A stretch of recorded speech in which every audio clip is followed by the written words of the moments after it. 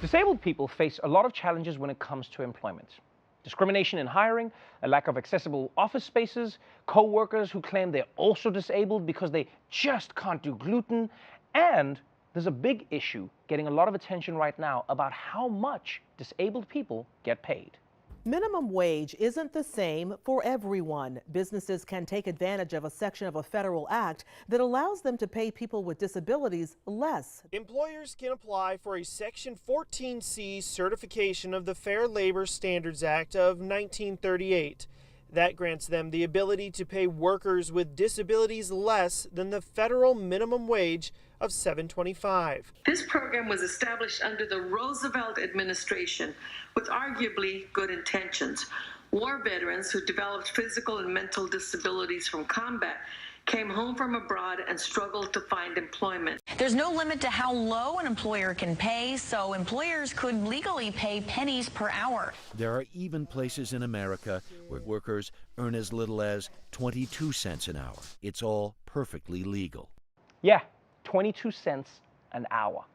I mean, I don't know about you, but I was shocked when I heard that, because I don't think any human being should be earning less than a gumball machine. Even in Africa, we'd see this and be like, what? That's not even enough for a cup of coffee a day. And it doesn't even make sense in terms of just language. How can a wage be lower than the minimum wage? Minimum is supposed to be the minimum. It's like when the weatherman says, it's below freezing out there. Yo, man, once something is frozen, it's frozen. F*** out of here with your weather voodoo. So it's no surprise that there is a movement to get rid of sub-minimum pay. More and more states have been passing laws to close the loophole, and President Biden recently called on Congress to phase it out completely.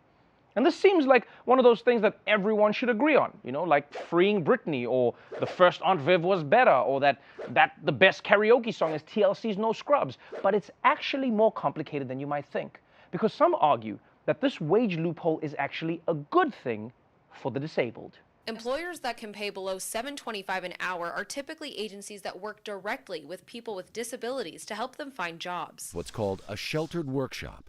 Here, the disabled get virtually guaranteed employment, but they are not guaranteed minimum wage. These job programs are designed to develop skills, create social groups, and instill a sense of value for their clients. If 14C certificates cannot be applied for, some are worried about the unintended consequences. They say people with profound disabilities may lose a chance to be employed. If subminimum wage goes away, the biggest impact will be on our folks who have severe disabilities.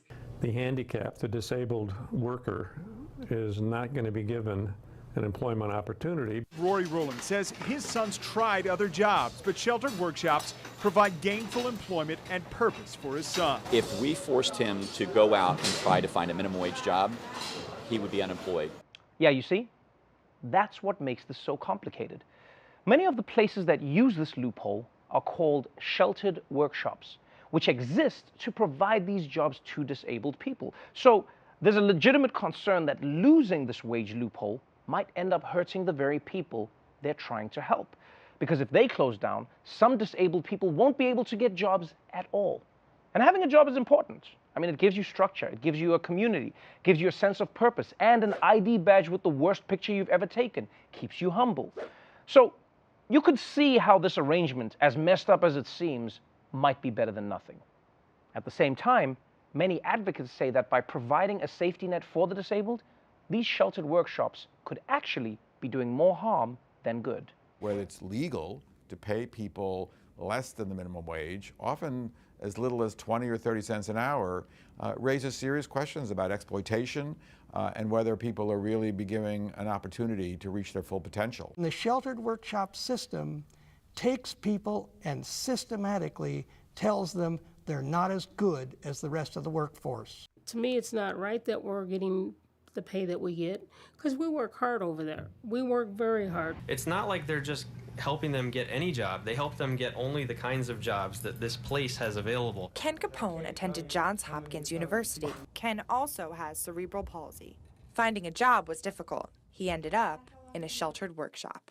Do you know how demeaning it was going to a sheltered workshop after completing a difficult programming class? He left after one day. But what if I did go back and work there? I probably would have still been there working for pennies on the dollar, not having the opportunities I have today. Yeah, you see, this makes sense too. If society pushes disabled people into these low-wage workshops, well, it tells them that this is where they're supposed to be, and it limits their potential. Because we know that disabled people are capable of doing great things. I mean, Stephen Hawking was an astrophysicist even with ALS. Franklin Roosevelt, he ran the country from a wheelchair. Stevie Wonder is the reason that Happy Birthday is better at black birthday parties than white birthday parties. And look, this whole idea that disabled people shouldn't be paid the same as able-bodied people because they're not as productive, like, I don't know about that argument, guys. Because it's not like every able-bodied person is great at their job either. If you ask me, disabled people should have the right to be as shitty at their jobs as everyone else. Yeah, they should also be able to show up late, just do enough work to not get fired, play Fruit Ninja in the bathroom, and then leave at 4:30 on the dot. That, my friends, is equality.